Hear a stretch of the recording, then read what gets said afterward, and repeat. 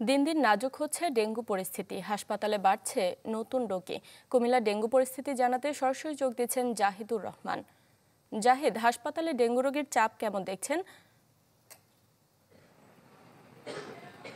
শারমিন, বেশ কিছুদিন আগেও কিন্তু কুমিল্লার যে মেডিকেল কলেজ হাসপাতাল সেখানে ডেঙ্গু ইউনিটের রোগীর অনেক চাপ ছিল, কিন্তু এটা পর্যায়ক্রমে অনেকটা কমে এসেছে। আমরা আজকে হাসপাতালে আসার পর জানতে পেরেছি যে এ পর্যন্ত গত ২৪ ঘন্টায় হাসপাতালে ভর্তি হয়েছে ৪ জন, এবং অন্যান্য যে উপজেলা পর্যায়ে যে হাসপাতালগুলো রয়েছে সেখানে ১৩ জন রোগী ভর্তি হয়েছে। তো সব মিলিয়ে বলা যায় যে গত ২৪ ঘন্টায় ডেঙ্গু জ্বরে আক্রান্ত হয়ে হাসপাতালে ভর্তি হয়েছেন ১৭ জন, এবং এখন পর্যন্ত ভর্তি রয়েছেন আপনার টোটাল ৫২ জন। তবে এই সংখ্যাটা নিয়ে আমরা হাসপাতাল কর্তৃপক্ষের কাছে জানতে চেয়েছিলাম।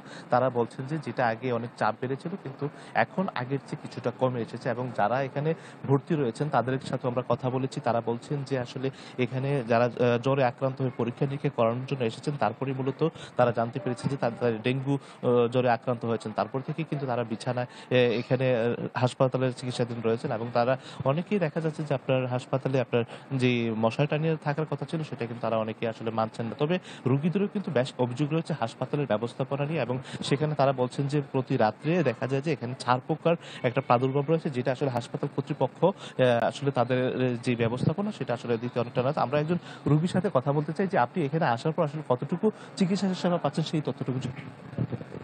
আসসালামু আলাইকুম। আমি আসলে এখানে আসার পর আমাকে একটা ভিটামিন স্যালাইন দিয়েছে। স্যালাইন দেওয়ার পর আমার একটু কাঁপানি ছিল, পড়ে যায়। এরপরে আর আমার বমির উদ্বেগ আছে, এগুলো আছে। কিন্তু বিষয়টা হচ্ছে এখানে চিকিৎসা সেবা কোনো ভালো যাচ্ছে না, এত খারাপ অবস্থা।